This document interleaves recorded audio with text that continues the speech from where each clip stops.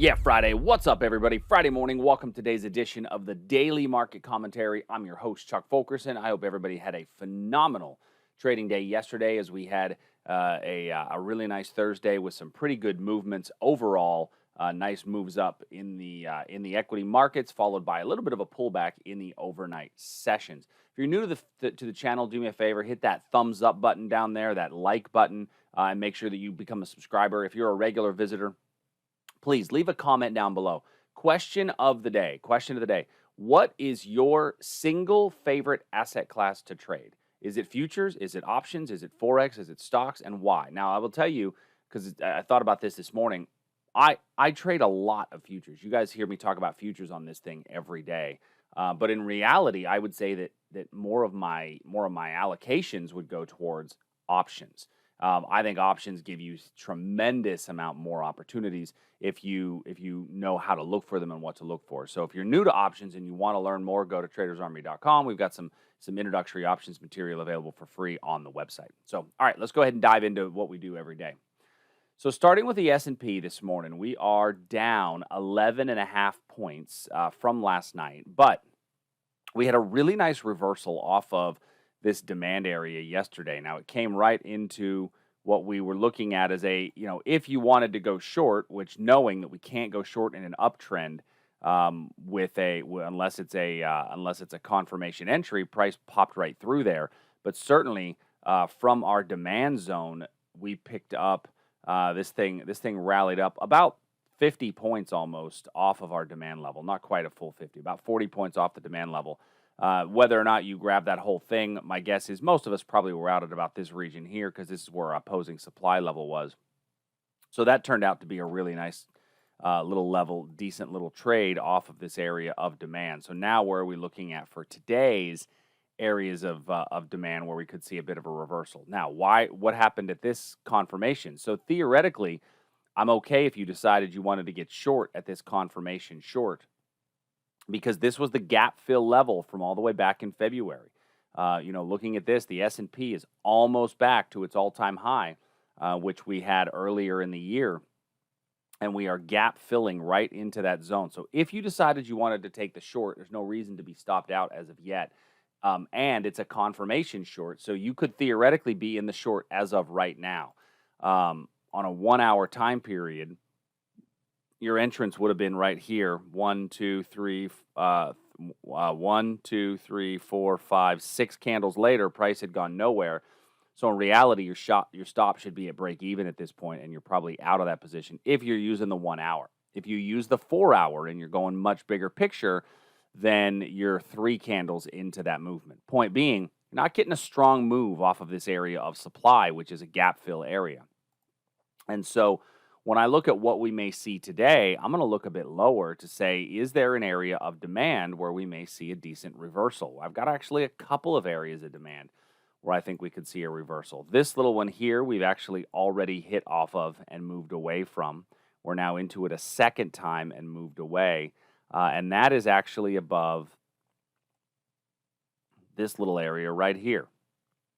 So I'm going to leave this area as a potential reversal trade today on a 15-minute chart. The thing I like about this is that it's a very small level, right? You're looking at a 33.18 by 33.20 in our zone width. And, you could even go so far as to say that there's an opportunity for a small short right here. If you really want to take an intraday Globex style short, we're actually coming into that region as of now. So I'm a little bit more, I'd be a little bit more hesitant on this one because our big picture trend is still up. But this is formed at a decent time of day, not quite the greatest, but a decent time of day, and it's a wick over wick right below a pivot high. Next, in the NASDAQ. So yesterday we had a nice NASDAQ breakout trade. So it went from 11,144 to 11,283. So over 100 points on the NASDAQ breakout trade yesterday. For those of you that were in the live trade room and able to get that, one thing that we talked about is that now that we're at an all-time high, provided that you get basing, you essentially have a standing NASDAQ breakout trade, right? If you think about that. And you might just say, okay, well, once it moves 20 points, I'm going to pull some money off the table. And that's fine, right? If you just want to take 20 points, pull it off the table, lock in a couple of $100, then that's what a lot of traders do. This one gave you about a 100-point move yesterday, a little more than a 100-point move yesterday off of that level before then chopping sideways. We've had a little bit of a pullback. So now where would I look for a retracement area if price came in for a potential retracement? So looking down here on the right there around market open, just at the origin of that breakout, if I go to the 15-minute time period, we see right here is probably a decent little level. So let's change our colors to purple because we're on a 15-minute chart. And then now, once again, we've got a fairly small level relative to the potential reward that offers. Now, in the Russell yesterday, we actually had our little reversal short confirmation short entry on the Russell. And when we look at this, now, mind you, it's on a 15-minute chart. So price actually came in to our level and gave us an entrance right here. We then poked above the pivot, giving us a small stop out before then moving forward. So in this case, my stop is going to go above this pivot here because this is a pivot itself. And so this one for me was a small stop out. Was not for everybody. I got a couple of text messages from people that did not take their stop out here. They left their stop above this higher pivot, and then they allowed it to run down throughout the day, which was a pretty good little setup. But if you want to look for a short today, this is your better market to do so. Although our 4-hour is still trending up, we're seeing a lot of wick activity up here, which is oftentimes indicative of selling pressure. And so if you want to look for a short today, this is probably the better market to do so. I would still need potential basing before I would have a breakdown, but this would be the better market, I think, for a short today. If it appears, it may not give us that setup. All right, let's move over to bonds and currency markets. So in our bonds and currency, starting with the ZN, we have the 1-hour chart. I mean, we came right to the high yesterday and then fell off of it. But now what does that give us? 1, 2 touches. So I would need a third touch. So it actually set up really well for a potential breakout to the upside if we come back here and we base again. Inside of the Aussie, we stayed in between our levels of demand and supply yesterday. It did not get up to our supply level, and it did not come back down to our potential breakdown area, and there's no real levels to add in between here. As I saw somebody say so eloquently yesterday, the dollar is falling asleep again, and we saw a little bit of that activity. Now the euro, we got a little bit of a poke through our level, but that was really we had 1 touch, 2 touch, and then we poked right through. So you may or may not have gotten in on the breakdown in this. If you did, it did come against us for a small stop out. Now we got another opportunity here at a breakdown, and if you are interested, I still think that short is probably going to be the way to go in the euro today. It seems like the better setup down into this region here. So this is actually a pretty good area of demand for the euro trade. So let's look to that as a potential area as price could continue to roll over, and this for the eventual target of that rollover from where we are right now. Canadian dollar. So in our Canadian dollar, we came down to our little bit of basing area. Didn't get clean basing, but we did get a little breakdown right to our demand, and then popped up about 2 to 1 out of that level, and then hit it again, and then basing sideways, and then broke. Right? So with that occurring, now this area right here is essentially a flip area of supply. I'm going to change my color here to goldenrod. That becomes essentially a flipped area of supply for an opportunity for price to get up here and to trend back down from that region. In our Great British Pound, we had a little 15-minute zone, very similar to our Canadian dollar, where we came really, really close to that level and then did not get in. And then in the overnight, we hit it. And if you got in on that overnight trade, 1, 2, 3, 4, 5, 6 candles later, you were trading right here, and you got no basing, no trade out of that level. However, it then, remember, 6 candle rules then oftentimes set up for breakdowns going forward. And so with that being said, look for a potential reversal right up into here on a retest of that breakdown, because that's where I think the next trade could come. Japanese yen, same thing I've said for the last week. In between supply and demand, nothing really clean has been added, so we're not forcing a trade on this bad boy. All right, and then let's look at commodities. I think I went out of order from what I normally do today.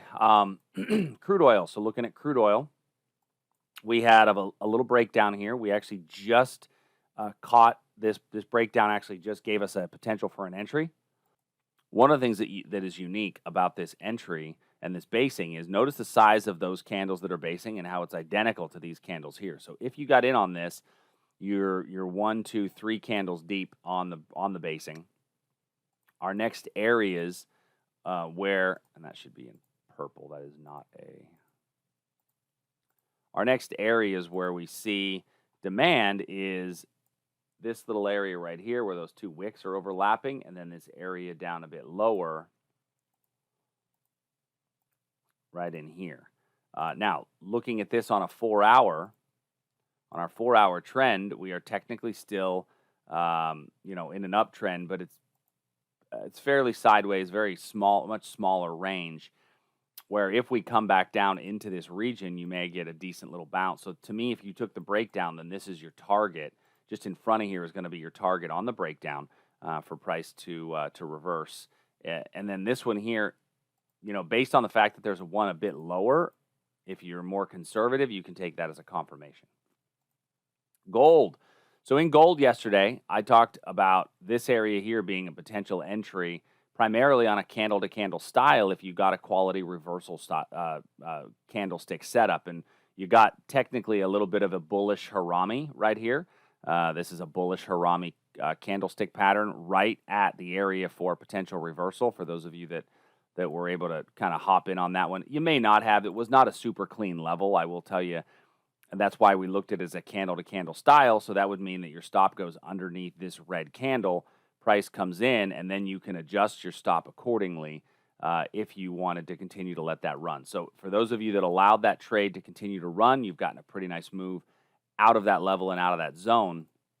What's our next trade? Well, on the 4-hour, a little bit of a pullback ain't going to hurt us. I'd be okay with that, but standing breakout exists above here, provided that we get quality basing. I've got still a pretty good demand level down here. If that retest exists, we got our bounce off of this zone, so this is not going to be quite as clean on a retest. And that's kind of the only levels that I've got in place today for that. Natural gas, we popped above our nat gas level without the basing, and then came back down. Once we popped through there, we came back down with no real follow through on that breakout. So that's not considered a false breakout because we didn't have the basing, which means it's not technically a breakout. So I'm going to leave that line in here because that level's still good if we get the basing. Now, if we don't get the basing, then it's certainly not going to be a potential for a breakout. This would be the area to look for a potential reversal if we pull back here in the next little bit. Copper. So in our copper position, we've actually come back down to the origin of this move on our demand level. We are 3 candles into our move, and we're starting to make a little bit of a move away. The downside of this is that you've got some supply right here, which would be your opposing supply zones. So right in here is where you may want to take your first profit if you are in this long to pull a bit of money off the table. But this is a nice reversal candlestick pattern at a former area of demand. This is continuing to run higher. You're at about a 1-to-1 reward to risk at this point. So if you're a little bit more cautious and you want to move your stop to break even, I think that's all right. All right, so that's a lot of stuff that we have today. Remember, Traders Army members, I will send you the link so that you have all of these charts, that you can download all of the charts, so you get all of the levels, and those will come in the trade update for today. If you guys are not Traders Army members, I invite you to go to tradersarmy.com, sign up today, use promo code TRADER60 for 60% off your first month, and join us for our Sunday night live trade room. Those of you guys that just watch the daily market commentary and are not part of our live trade rooms, you're missing out. Sunday nights are the best trading night of the week, so give it a try. I mean, it's $40 for your first month. If I can't help you make $40 as a member, then you probably shouldn't stay a member for long anyway. But we're here to help you. We want you to become a member. Go to tradersarmy.com and join up. Talk to you guys soon. Have a great day.